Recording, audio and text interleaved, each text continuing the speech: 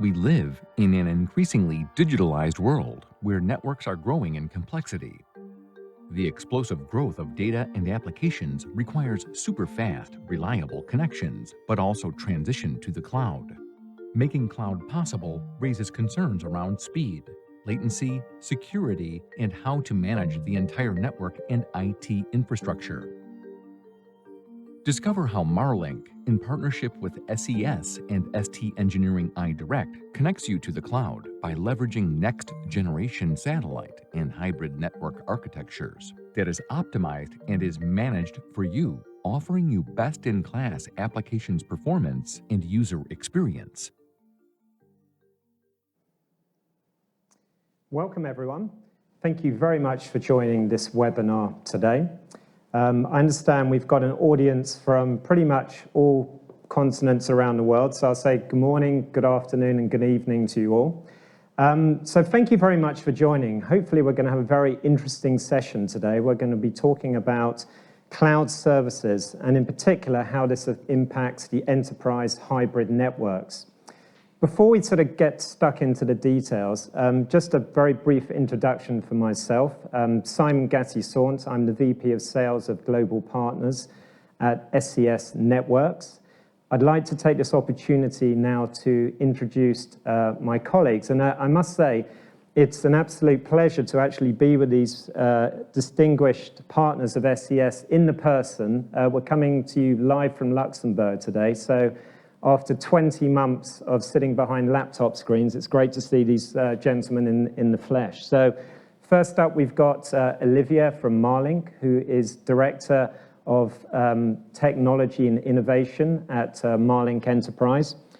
Then we've got Jean-Michel, who is the Head of Enterprise at ST Engineering. And last but not least, we've got Jan Erik, who is the Senior VP of Humanitarian and NGO at Marlin Enterprise. So, listen, just really wanted to sort of frame what we're going to be talking to you about today. Just before we do that, I will be hosting the event today. Please don't be shy using the question feature on the application you're using. So we're going to be answering questions live as we go through the session, and we're also going to be having a Q&A session at the very end as well. Just one very quick word about SES.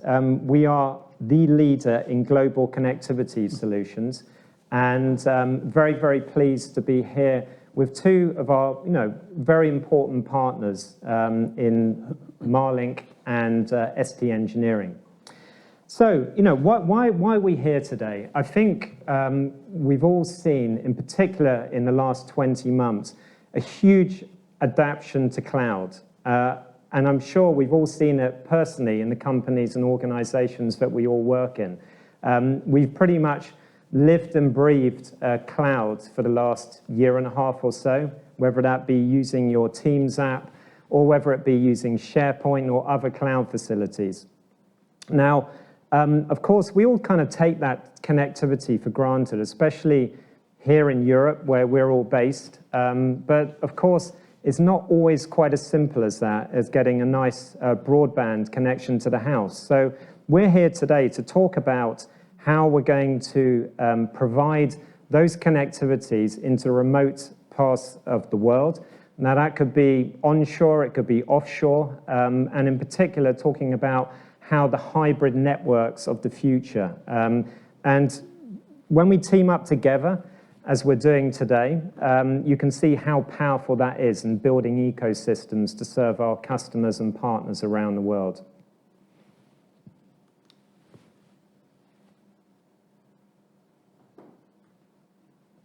So, networks are growing at an exponential rate and also in complexity as well. So our customers and partners and all of the enterprises are expecting super fast, reliable connections 24/7. And that's not just where the headquarters are as well. They're expecting this at all the remote sites as well. Now, those remote sites can be offshore oil rigs. They can be in the deepest part of Africa where they don't have any kind of land connectivity. And I guess what companies are looking for more and more today is to be able to connect up all these sites to the cloud, and for those sites to have the same kind of cloud experience as they would in the headquarters. So, and of course, this is putting a huge amount of increase on the hybrid networks, which are both delivered by satellite and terrestrial today. And even to the extent that for the next 10 years, the satellite market alone, so the LEO, MEO, and GEO, is expected to increase at the rate of around about 33% per year. For those of you who aren't familiar on LEO, MEO, GEO, those acronyms, I'm going to be giving you a very sort of brief physics lesson in a couple of slides' time, just to explain how that all works. The other thing that we have to sort of factor in as well is now a lot of applications are moving into the cloud. Security plays a massive role in this. Every company was used to hosting all of their own servers where they felt it was quite a secure environment. So we're going to be speaking to you a little bit about how those security features work. The other thing as well, which is I guess on the minds of every single IT manager out there, is how do they reduce their operating costs? So we're going to be talking about how some of these new hybrid networks can actually bring down the cost of the connectivity.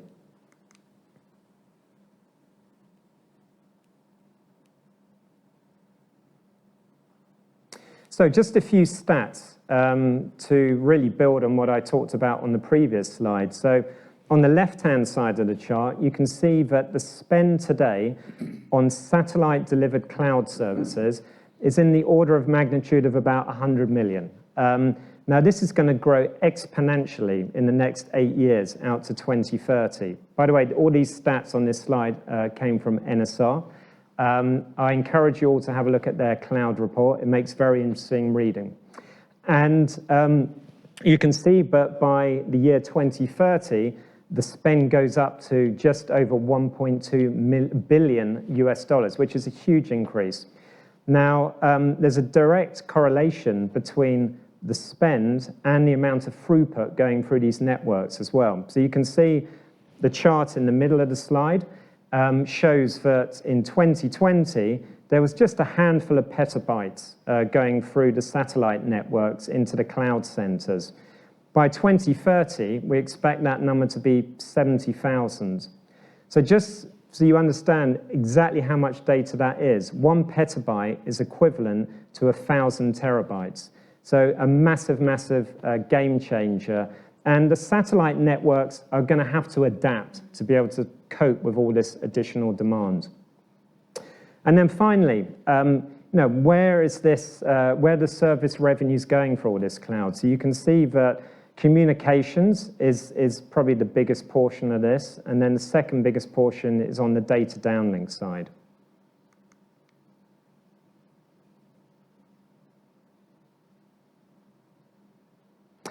So at this point, I'd just like to hand over to John Michel, who's going to talk to you about the move to modernization. Thank you, Simon. So as Simon described and explained, we see an explosion of the cloud and the explosion of the data that is being generated by the enterprise world today. So if you look at what we used to do in the past, usually all big enterprise, big corporation had their own data centers. And as Simon pointed out, that was very secure, fairly efficient, not necessarily cost effective, because you need the space, you need the capex to build all these computers and racks. So, but that was the way enterprise world was working. Then the internet in 2016, that's a Cisco number, was carrying about 50 exabytes of data. And that's a lot of data, but it's not as much as we are doing now today. And then this was the beginning of what we were calling IoT. Those times there was more SCADA and machine-to-machine type of things, but we were talking about millions of sensors around the world.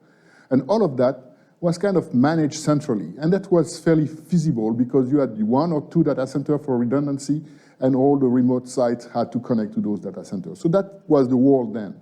The world today, the data is now generated by billions of sensors of IoT devices. It also requires access to the cloud for major application. There is no more centralized data center where all the data and the application are hosted. So you don't necessarily know where in the world are the applications located, nor where the data has to go. It's also, we see a kind of a growing edge computing resources. The reason being that sometimes the data is collected in places that are very remote, and rather than sending the whole amount of data, you want to process it locally a little bit. So edge computing is getting also very important. So this new type of environment is extremely complex. It's no more centralized, it's completely meshed. And so the traditional centralized managed network that we used to have is not going to work anymore. And we also need to focus more on the application than the actual bandwidth or connectivity requirements. So that's why we need to move more and more toward a software-defined network orchestrated by services, by a centralized, by a cloud-based orchestration application. So if you look at how a network looks like now, you see it's no more a big star with a big central data center and then all connections back to it. It's more like a meshed environment with data being collected in many places, being analyzed and processed in other places. And you need to have a network that is fairly flexible and agile in order to be able to add new nodes, remove a node when you have no more operation, and all of that in a very transparent and easy way to do. So you don't have to rebuild or redesign your network each time your operations start, downsize or upsize. So that's why we are moving towards a world where the flexibility and agility and the capability that the cloud is providing is becoming more and more critical. So if you look at what we used to have, and we take the case of an oil rig, but that could apply for a mining site, that could apply for many things. In the past, an oil rig, what was important for an oil rig was voice. I want to be able to call my headquarters. I want to be able to call the management, to tell them how we were going. Another part, and people that are as old as I am may remember that we also used telex and fax in those days. And usually file transfer was once a week, once a month to send reports and data that were pertinent to the operation of the rig. And that's what the network was at that time, a big rig with a very small link back to the headquarters and sending this kind of information. Nowadays, the environment has changed. Nowadays, first of all, we have a proliferation of devices on the rig. We have hundreds of thousands of IoT sensors gathering data. We have access to things that in the past, when you were an oil rig employee, you were sent to the rig, you stay your 3 weeks there, and you go back on shore. Nowadays, they want more than that. They want to be able to Facebook to their family. They want to be able to watch movies and maybe sometimes football game. So the environments on the data environment has changed. And the applications are all running on a remote site. And they could be running, for example, you can have the financing application running in somewhere in London, while the IoT sensor data be analyzed in Houston, Texas. So all of this move to the cloud make the network much more invisible to the users in the sense that a user now expects to be connected to whatever application he uses, no matter where he is in the world. And that's why we are moving from a world which was driven by what we call quality of services to a world which is driven by quality of experience. So in this new world, we see that we have to have an environment that integrate all of those requirements, all of these data requirements into a single seamless services wherever you are. And that's why the technology that ST Engineering brings, the high-powered satellite that SES built, and their their low latency environments, and the capability of Marlink of packaging all of that into an integrated services, cooperation between the three of us has make it possible for you to have a network that is fully decentralized, fully managed at the service level, at the application level, rather than at a pure KPI, uptime, and bandwidth requirement that we used to have in the past. So Simon is going to give you a little bit more information on how the three companies work together. Thank you. So yeah, I guess what you see here is really just part of the kind of ecosystem that we need to put together to serve the customers. And let's just take the example Jean-Michel just used with an offshore rig. One of the things that we found at SES in particular over the last 8 years or so, since we've had our O3B constellation up and running, is just the importance of having low latency to the rigs. Once they get used to these kind of things, they like to put these low latency solutions out on as many rigs as they possibly can. But we're just one part of the ecosystem. You've then got ST Engineering with their satellite access technology. And then you've got companies like Marlink who sort of bring all this together. And it's not just satellite they're using either. They're using terrestrial means. It could be 4G, it could be WiMAX solutions, all bonded together. Plus, companies like Marlink add a huge amount of value on top, including a whole plethora of different applications to make sure that the end user has that quality of experience that they expect when they're buying in these type of solutions.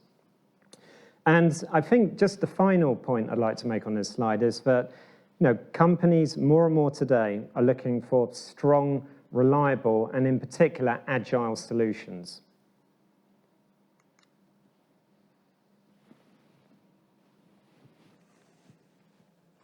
Thank you, Simon. I think that's definitely such kind of teaming or technical partnership is quite obvious for Marlink. We know that for two main reasons. The first one is that we know that communication pipes and communication technologies are today facing limitation in terms of reach, in terms of latency, in terms of also in terms of price. Then it's where we need also to work on. And the second one is because we know that the world evolved, and especially the demand. Why the demand evolved? Because we are moving from a product approach to a solution approach, where most of the customers have specific requirements in terms of budget, again, in terms of usage, but also in terms of geographies. We know that there is not one solution fitting to all. Then combining and merging SATCOM solutions with terrestrial infrastructure into a larger network is definitely one of the best solutions we can provide to our customers in order to enhance the availability and the service.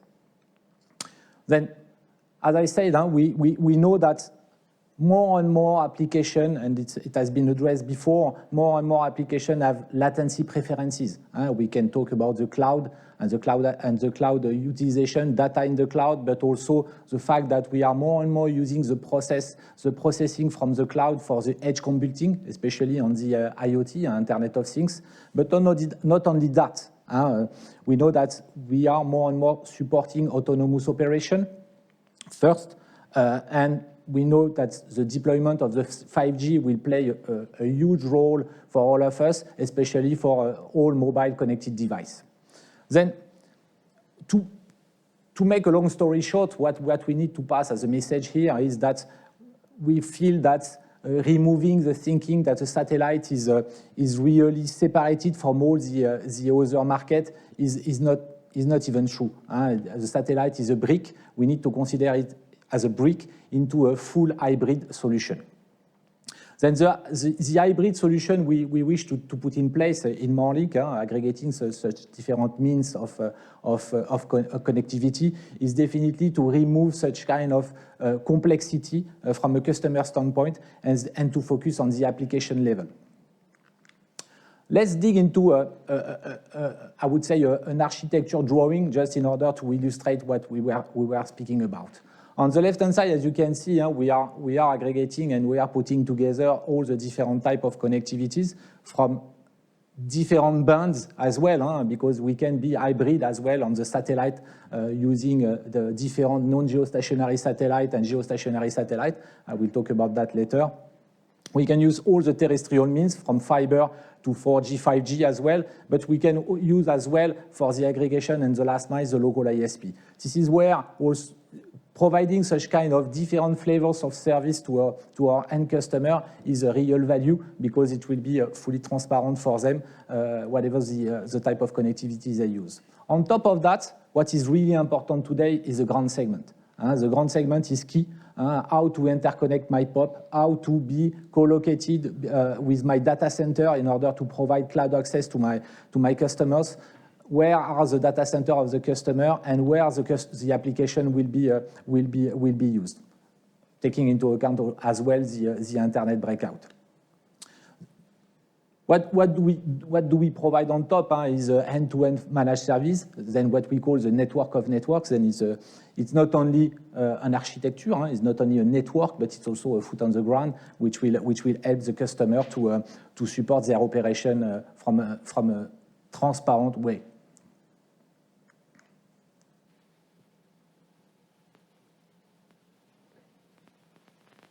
Thank you very much, Olivier. Please keep those questions coming in. I've seen a few ones come up on the screen, so we'll address all those at the end. So look, just really wanted to talk a little bit on this slide about the value, I guess, that the satellite operator brings into all of this, and what our part is in the ecosystem. The value we deliver is threefold, really. We provide secure and dedicated connectivity to cloud providers. So this is something fairly new to us. We have, I guess in the past, really just focused on delivering megabits through our channels like Marlink to the end user. What we've been asked to do now is provide connectivity straight into some of these major cloud service provider data centers. So just to give you an example of some of the partnerships that we've got in that space, one of them is Microsoft. You may have seen in the news there's been quite a lot of announcements about the partnership that SES has with Microsoft. I'd say out of all the cloud service providers, this is probably the most advanced one. SES are a certified Microsoft MSP. And also, they're not the only ones that we work with. Also, Amazon Web Services, the Google Cloud. And then not only is it worked, it's good to have these relationships with the cloud service providers, it's also very important to have the connectivity at all the major meet-me points around the world. So just to give you an example, Jan Erik looks after the humanitarian business at Marlink, and one of his biggest customers is the UN. So we have very specific places that we need to deliver the traffic for Jan Erik's customers in different places around the world. And one of the, I guess, how this is evolving even further, where we've heard the importance of latency today and how, in particular, cloud services are very, very latency sensitive. One of the next steps for SES is taking is with our new MEO constellation, which I'm going to talk to you about in a minute. We are actually building out the gateways for those MEO services in some of the cloud service providers' data centers. Now, what this actually means is that you'll be able to get directly from the data center straight to the edge cloud, anywhere in the world, pretty much, with the absolute minimum amounts of latency and failure points along the route. So this is a very, very powerful tool that we're developing when the mPOWER constellation comes to fruition sometime towards the end of 2022.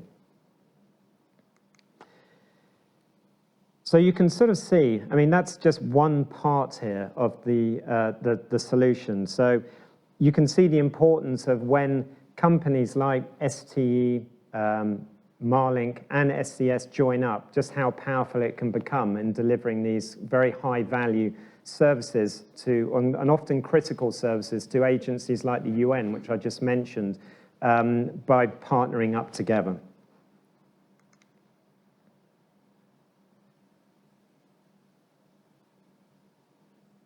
So a little bit now, I said I'd give you a very brief physics lesson. I'm not sure I'm really the best qualified person to do that, but I'll try my best. So this was actually a statement from one of our senior leaders at a conference recently, and it sort of got me thinking. So an entire multi-orbit satellite ecosystem is opening up above us, driving new opportunities for high-performance gigabit connectivity and broadband services. And yeah, he's right, because there's if we just go back only a couple of years, there was really only one main system out there that was delivering the types of services that we were talking about. Now there's a whole plethora of different options available in different orbits, and I guess for the end user, and in particular the service providers like Marlink, it's all about finding that right balance and finding that right fit to give the customer the optimum experience. And I just wanted to really share with you now just how the competitive landscape is looking like at the moment and the type of services that service providers are out there putting together and building to give those kind of user experiences. So on the left-hand side of the chart, you can see GEO. So this is geostationary. This has been really the backbone of satellite connectivity for the last 50 years or so. So this has been delivering direct-to-home TV channels probably for the last 30 years or so, and also data services as well.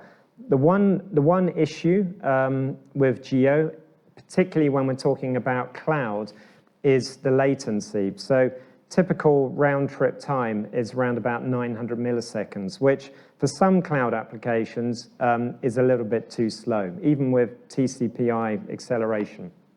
So SES kind of saw this coming back in probably 29, where we made a significant investment in the first NGSO, which means non-geostationary constellation, which was O3b. We took full control of this company back in around about 2016, and since then we've been serving segments like the oil and gas that we saw on Jean-Michel's example, plus lots of other segments around the world, and in particular now having more and more requests to connect those services directly into the cloud service providers.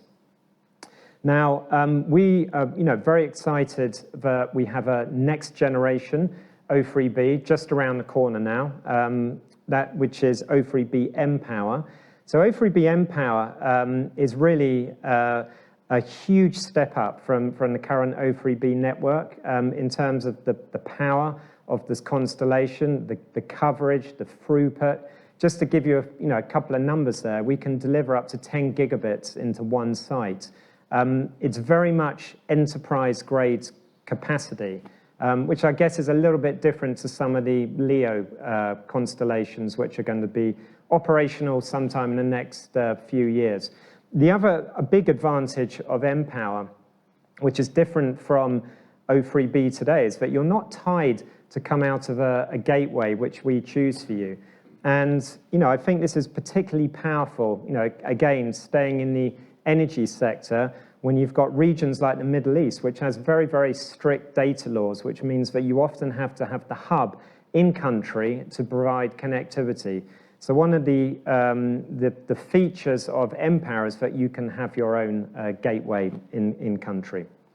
And then we come to LEO as well. So LEO is the interesting one. I guess this is the one which has been in the news the most recently, probably due to the fact that Mr. Musk and Mr. Bezos are heavily involved in building out constellations today. But what we feel at SES, and I think it's exactly the same ST Engineering and Marlink, is that there's room for everyone in this business. And it's not all about having the best solution. It's all about bringing all these solutions together, which is the sort of thing that companies like Marlink do.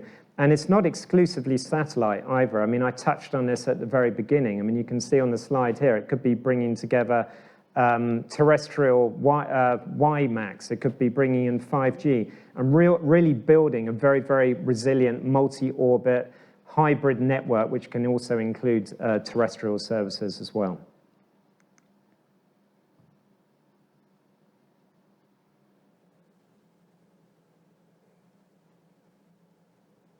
So just to sort of build on this a little bit in terms of the multi-hybrid, multi-orbit approach, what this allows our customers to do, and going back to those couple of slides ago when I talked about all of the exciting things going on in space today, is really the scale or this brings together, where you can actually bring together, rather than just using a transponder to be able to provide connectivity to a particular customer, which was the way that we did it in the past.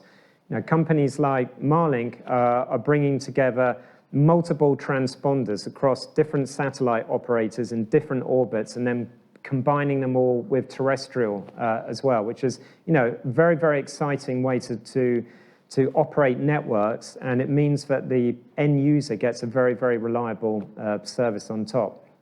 Also, the flexibility as well. I talked a bit about with mPOWER, the way that you're not necessarily tied to one gateway.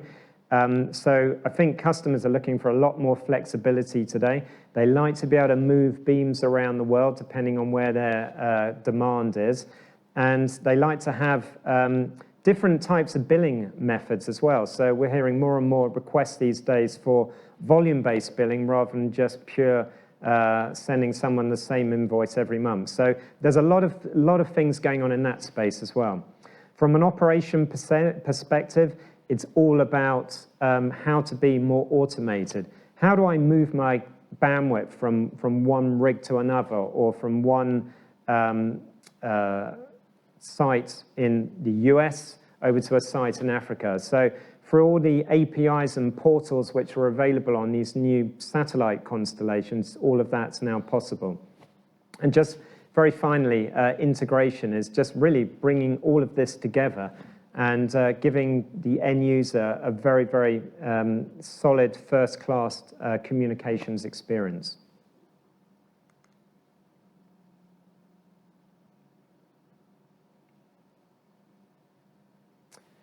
So with that, I'm handing over to Jean-Michel again.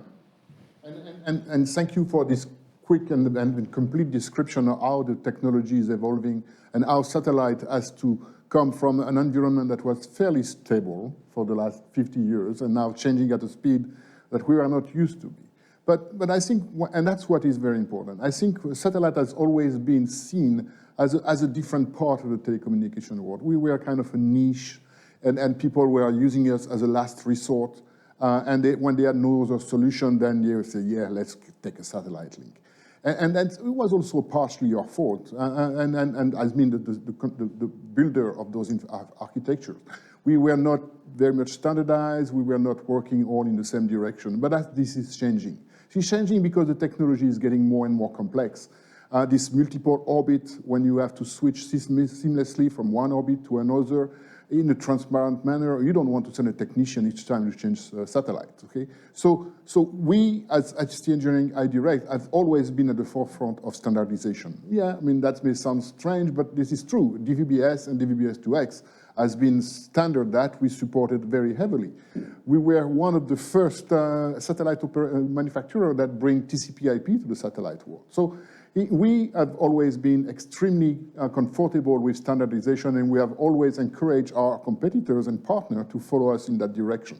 But it's getting even more now. Now we not only want to keep on standardization within our own industry, but we want to be partner with terrestrial network. We want to be fully integrated with the terrestrial offering, so this way, the same application that you use to manage your MPLS or your SD-WAN network will be used to manage your satellite connectivity, and you won't even see it. That's something that, and even for people like Marlin, that will make their life easier. They will not have to play with scripts and all this kind of intervention, manual automation that help you build a network that is end-to-end driven by your application rather than just by the technology that is underneath it. So that's why the next generation, the new generation of all ST Engineering iDirect platform are all forward compatible, meaning that a modem you buy today is going to work in the future platform, but it's also meaning that the technology that we use today on our platform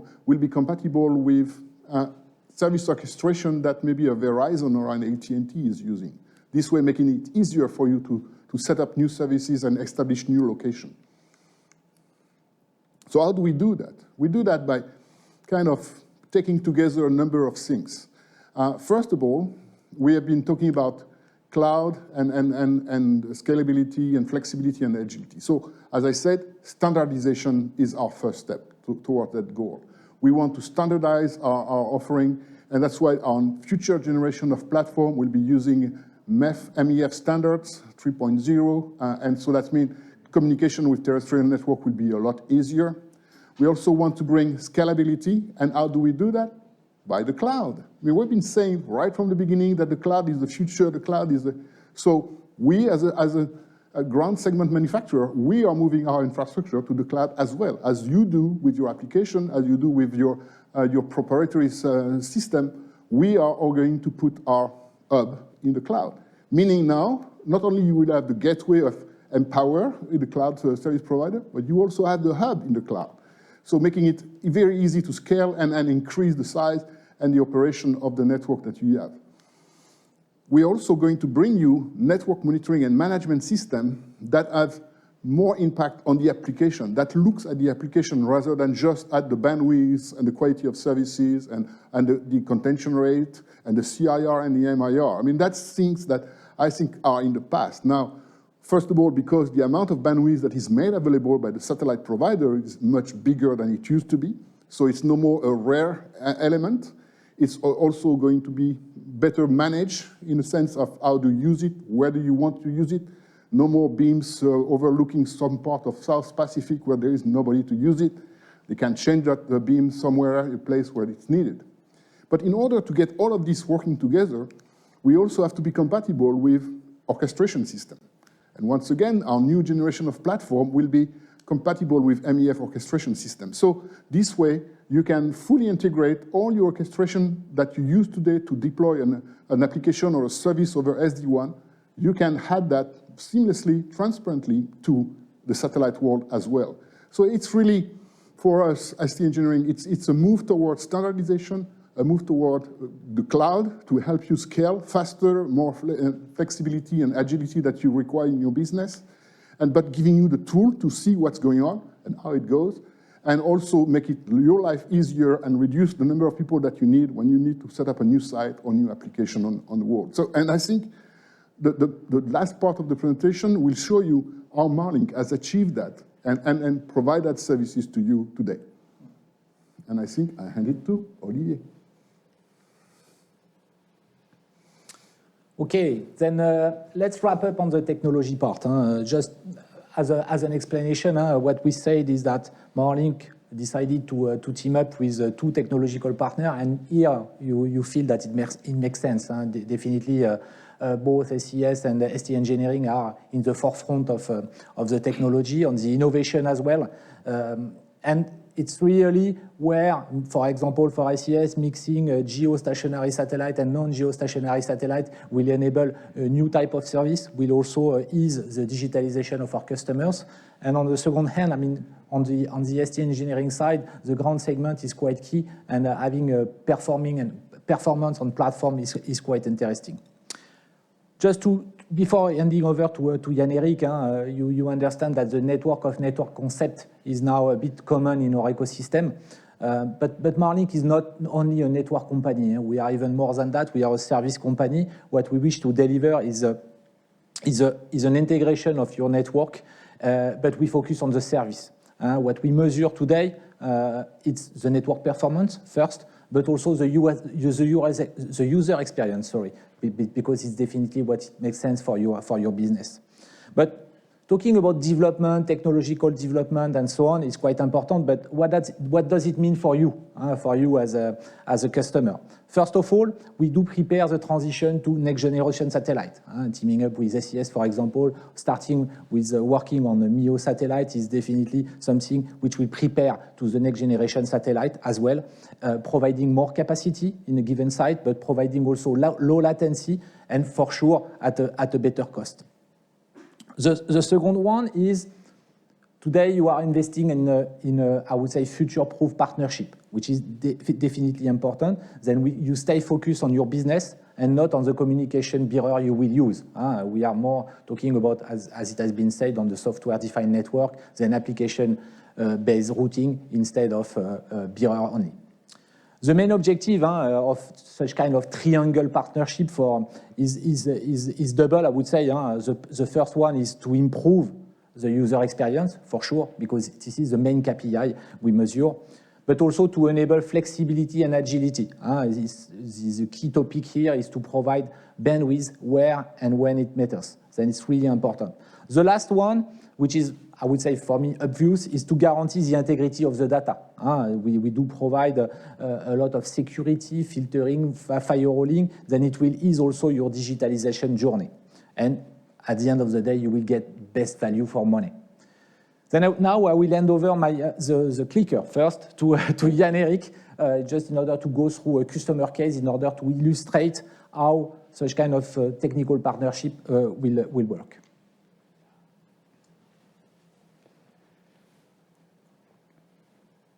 So over decades, Marlink have been working with companies which have been working in all kind of continents and all kind of businesses, all kind of verticals. So I will present how Marlin Enterprise provide a managed hybrid network solution for customers within the hybrid, within the humanitarian vertical. International organizations working worldwide with operations in all kind of continents, and also then for emergency response.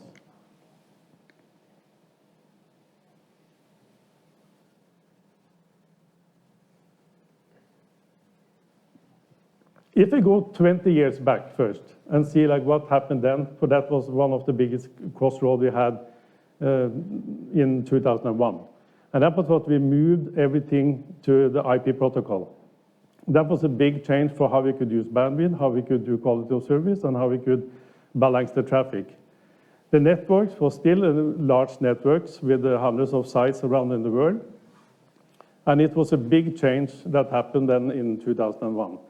And during the process, we have been working very closely with the customers for innovation and development to always be seeing like how we can get the best one performance. In that respect, for us to cooperate with ST Engineering and SES is super important, because we are doing much more in our design than just stacking boxes and doing general setups. So it's a lot of engineering which are done across the partnership. If we look at the typically customer, then how it looks today within the humanitarian vertical. They have headquarters in multiple continents. They have country offices, more or less in all countries, up to 140 countries. They have sub-offices. There are people working from home. There are people working on the move. They have emergency response. And now the new thing, they are moving the application to the cloud. So they're doing exactly what has been the market trend. And this is an ongoing process that started like 2-3 years ago. So Marlink has been working already 2-3 years with these type of customers to enhance the networks to be ready for cloud services. And like you see on the screen here, we have cloud mainly has been in the North America, Europe, Asia. During the next years, you will see that a lot of cloud points will be in Africa, Latin America, Middle East. It will be much more advanced or complex, the whole picture. So let's see what has been the challenge and what we see as the solution.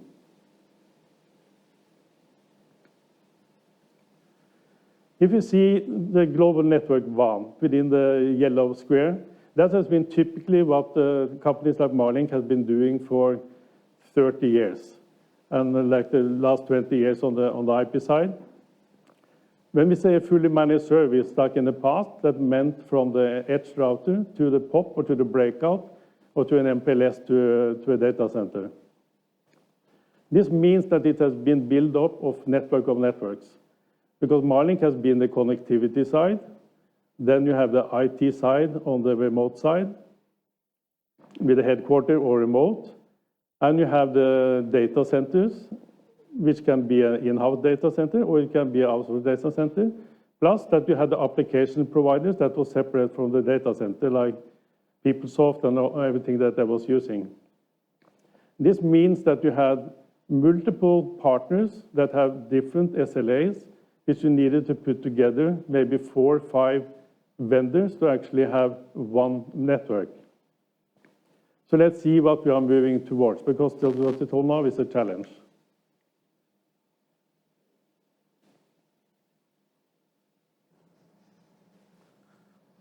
So what we are doing is that we are taking the yellow square and take it from LAN to cloud. So we move the demarcation point from LAN to cloud, means that we can have an SLA and KPIs, and we can move it to the application layer. So if you see it from the left, we have the remote side with the guys on the computers. That's the one which actually are looking for the user experience and the performance that they need.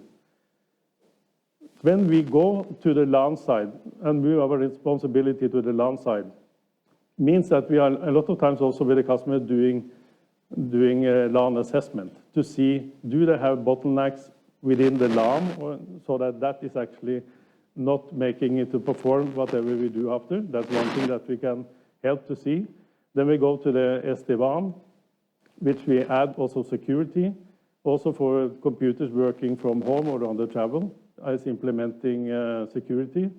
And SD-WAN, when you come to the transport layer, like we have seen now, it is, we have different type of satellite solutions. We have terrestrial solutions, we have Wi-Fi, we have GSM. So with the SD-WAN, like we do it today compared to the past, is that we can look at the application layer and make sure that the application is looking for the best way to go according to the at all time best performance. Not pre-configured that this application is going this direction. After that, it's hitting Marlink's backbone, which we also are adding a lot of added services that can be making sure that the performance is kept. So you have the tagging from the application from the LAN, and you are making that passing. You are making acceleration. We are also doing content filtering that makes sure that you are not using bandwidth for something you should not use it for, which actually are a bigger thing that it maybe sounds like. Then now the new thing that they are moving to the cloud instead of their in-house data center. And that means that we are, instead of pumping the traffic out on the internet, we are making a direct access to the different cloud providers. Something we're also doing together with a partner like SES. One thing that we need to see now is that it will take up till 2025 before most of these clients have moved all their traffic, all their applications to the cloud. Means that we need to have the old-fashioned data center, the cloud, and private clouds. All these 3 elements we need to take care of, how we are distributing the traffic and where the application need to go. So here you can see that you can have a managed service from LAN to cloud. You can have KPIs on the application layer, and you can have an SLA and one report and one place to go and see how your network is performing, compared to 4 or 5 that it was in the past.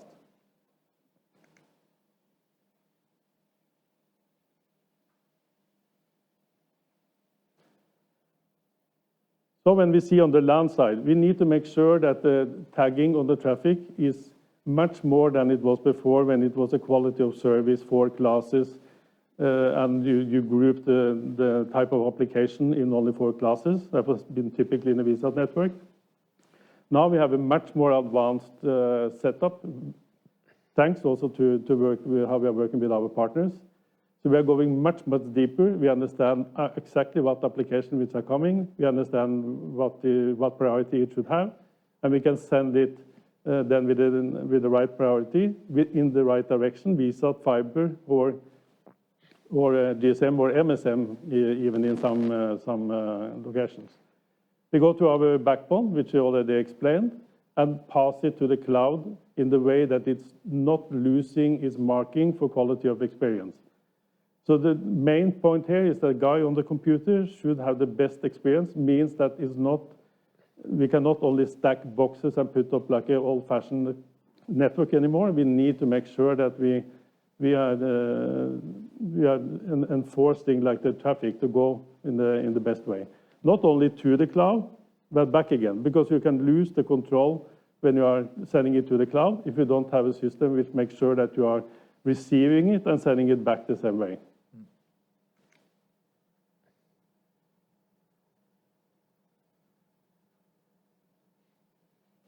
So let's summarize this partnership, what they're coming out of it. When we say performance, and we mean user performance, we want to move to experience, quality of experience.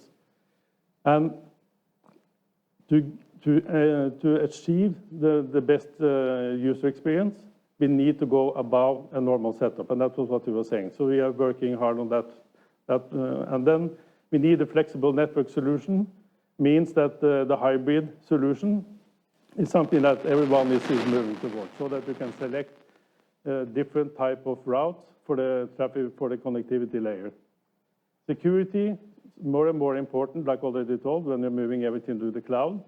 It's less security than the old-fashioned data center. And more people work from home, and people work on the move. So VPNs for the people on the move and home work, and security is very important. And interconnecting to the cloud, that we need that with keeping the quality the whole way. And scalability. Especially the humanitarian vertical, we see that they have to open offices, close offices, change bandwidth. The number of staff is changing. It's not like 1 week without the change. So we need to have a design which can easily adapt scalability for the customer. So back to Simon. Yeah, thank you very much, Jan Erik. So listen, just to conclude, just before we go into the questions, I think what you've heard today is a couple of examples of where our co-customers have asked us to provide them with cloud experience. And this isn't just tied to the energy market and the humanitarian market. I mean, you know, at SES, we're providing cloud services today across pretty much the whole spectrum of customers, whether that be cruise customers, it could be mobile network operators, can be commercial maritime customers. So I think it's not just exclusive to the cases that we use today. I think the message is that everyone wants to go this route, and now's the time to kind of form those all-important partnerships, like the ones that we've got here together to give that very, very solid end-user customer experience, which I think all of our combined customers are looking for. So, really appreciate your time today. We're going to go into some questions in a second, but just before we do that, just wanted to give you a couple of little housekeeping points. Keep those questions coming in. We've got another 10 minutes left. If you need any additional information that you haven't already heard from today, from any one of us, please use the email facility, and we can get back to you outside of this webinar. Be very happy if you could fill out the survey form as well, which you'll find in the On24 platform application. And you can watch this on catch-up. If you want to watch it again, or if you've got some colleagues who want to watch it, you can watch this again on catch-up. And all of our contact details are on the bios as well. So you've got a whole load of information available to you there. So let's get stuck into the questions. Thought it was a really interesting session today, and it looks like it's generated quite a lot of questions. So I'm just going to pick some out now. So question number one. Actually, this one looks like it could be for me. So how having your gateway co-located with a cloud provider can improve my access? So I did actually sort of cover this off in part earlier on in my talk, where I mentioned about the partnership that SES has in particular with Microsoft when it comes to providing gateway services for mPOWER, which is our next generation low latency satellite system. And the reason is because every single millisecond you can cut off improves the stability of the cloud services that might be running. So it could be coming from an oil rig straight into the Azure data center. And on the mPower system, it's just about 100 milliseconds on modem to modem. So we're very much compliant with MEF 3.0 and all these other service orchestration models that you need to be able to run those low latency services. So let me just take a next question. So technology is changing. How do you ensure it's a future-proof? What is happening next time from a technology view? So, I can start. Olivia, do you want to maybe have a go at this one? And I will certainly hand over to Jean-Michel afterwards, because there is two parts of that. There's the first part, which is related to the service, but also to integrate all the upcoming technologies. And the second part is more related to the ground segment, but also the platform and so on. And related, as I said in my presentation, in the few slides, the idea is really to prepare the future by integrating all the new technology. Definitely Marlink would like to integrate, and we are totally agnostic in our approach, which means that we are already preparing the next generation satellite, working closely with you on mPower first, but also on the upcoming LEO providers. We know that not all will succeed. It's a hard work, but at the end of the day, the objective is to start to capitalize on what benefit we will get out of them, especially in terms of latency, what kind of service it will enable for us and for you as a customer, because it will enable a lot of things. I was talking about cloud computing, but we can talk about automation as well, which is extremely latency sensitive. But not only, it's even more than that. Talking about the 5G. Then again, it has to be seamless for you. It is part of our day-to-day work, and it will be smoothly integrating in our new value proposition in the coming months and years. Jean-Michel, certainly. Yes, thank you, Olivier. So, I mean, what we can add on the ground segment first. First, I mentioned during the presentation that we are focusing more and more on standardization. And standardization is a way to make sure that whatever investment you do today in a standard environment will be moved forward in the future.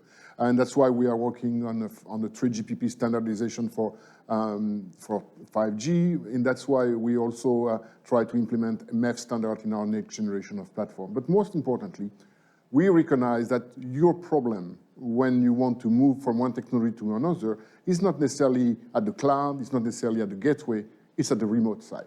And then one of the commitments that we made not so long ago was that all new modems that we are going to be released will be forward compatible, meaning that the modem you buy today will run on the next generation platform we will release in the future. And that's a commitment that ST Engineering is doing, because we think that most of the problem that you face when you want to upgrade a site is going to that site and putting the new modem in place. And so we want to make sure that this part of the problem that Marlink has to deal with on a daily basis is kind of taken away by the manufacturer of this equipment. Okay, we've got time for a couple of quick ones. Question for you, Jean-Michel, from James Trefelian. Will your hub infrastructure be virtualized in the public cloud? That's what I said. That's exactly our plan. And then if you go to our website on the ST Engineering iDirect web, you will see a presentation of what we call the new ground infrastructure that we are building. That's exactly what we are doing. We are moving to an environment that is going to be fully virtualized, not only at the hub part, but also at the remote site, to make it a complete software-defined environment. I mean, the technology in the satellite is evolving so fast. I mean, the onboard processing, for example. I mean, we are going to take some of this virtual system on the satellite in the future, because that's where some of the hub operation is going to take place. So this virtualization for us is part of our philosophy. And then if you go to, and I encourage you to go to the website, you will see a very nice presentation done by our CTO about this evolution. Okay, thank you. And we take one more final question, and that's from John Finney. And the question is actually targeted to me. It's how will you combine your orbital assets at SES? Will the customer have to buy lots of antennas to provide the coverage for networks together? Or will you be able to do it through one antenna? So Good question, John. And firstly, I'd like to sort of congratulate Isotropic on their successful test on the flat panel antenna earlier on this week, which was, a very, very exciting development. So I think, from an SES perspective, what we're looking to do is actually be able to provide multi-orbit connectivity seamlessly through one terminal, okay? So that could be combining our assets in Ka band, Ku, and even C as well. I mean, we're doing that successfully on our cruise with our cruise customers today. And I think in particular, when mPOWER comes along, we're going to start combining GEO and MEO across our SES-17 satellite, which is our satellite which actually launched a couple of weeks ago, providing connectivity across the Americas, the Atlantic, and Europe, and mPOWER. They're both Ka band, so the idea is to do that very much through one terminal, like as an example, an isotropic terminal. So that's very much the future of where we see the value in the terminal makers that they can bring to this kind of partnerships and ecosystems we've been talking about today. So I think that's it. So we've run a couple of minutes over. Have we got time for one more question? Yeah, okay, looks like we have. We've still got a few people in the meeting, so that's good to hear. We've got a question here. Can you elaborate a bit on the O3b mPOWER migration? What changes do I need to make on my side? Okay, so that's probably coming to me as well, that question. So O3b to mPOWER, absolutely. I guess ultimately we will be transitioning most of our current O3b customers onto mPOWER. The current generation O3b still has a few years of life left in it. So, there's no immediate need to transition to mPOWER when it's operational around about this time next year. But we do. I mean, a lot of the new terminals that we've been deploying over the last year are forward compatible with mPOWER. So that's one thing. And then, beyond that into the future, it will probably require some kind of terminal change for some of the older generation O3b terminals to get onto mPOWER. But it's very much an investment that's probably worth making because there's a whole lot of new features which are available on mPOWER which you don't get on O3b today, which I'm sure everyone will like to have when they become available. If I can add a word on that, as a service company, we are working closely with SES in order to prepare such kind of migration. As it has been said by Simon, most of the sites which are deployed today on O3b are quote-unquote mPOWER enabled. Then we prepare the transition, and it will be up also to us as a service company to make it as seamless as we can for the end customer, because you will get benefit with the new capabilities of mPOWER. We didn't go through today, but you will get benefit, but it has to be at a low cost, I would say. Yeah. Okay, so thank you very much for joining today, and look forward to seeing you at a future session. Thank you. And in real life. Yeah. Thank you. Thank you. Thank you.